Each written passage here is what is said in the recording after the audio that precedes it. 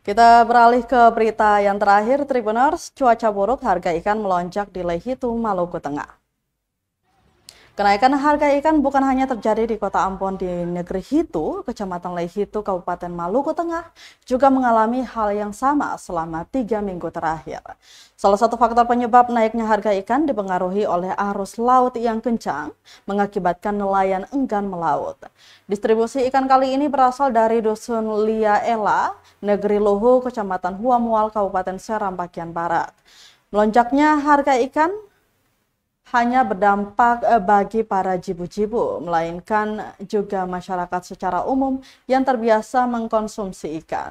Ikan dijual bervariasi tergantung jenis dan ukurannya, seperti ikan momar berukuran sedang berisi 4 ekor per tumpukan dijual Rp20.000, sementara ikan momar berukuran kecil berisi 7 ekor per tumpukan dijual Rp10.000. Dan ikan lema berukuran sedang berisi 3 ekor per tumpukan dengan harga Rp20.000. Halija Pelu dan beberapa pedagang ikan di negeri Hitu berharap agar musim arus kencang segera usai. Naiknya harga ikan juga ditanggapi oleh para pembeli. Lanjutnya, ia berharap agar harga bisa stabil dengan berakhir arus kencang dan nelayan bisa kembali melaut.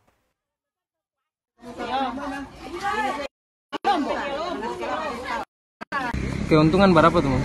Keuntungan dalam satu karton cuma 100. Kalau mahal itu tergantung dari harga ikan toh. Kalau harga ikan turun, harga turun naik. Ikut keadaan harga. Kenapa harga ikan yang cukup tinggi begitu tuh Mama ambil sah? Yo, namanya untuk hidup toh. Dan ikut penghasilan. Kalau seumpama ketong ambil harga 900 akan jadi 100.000, jadi 1 juta.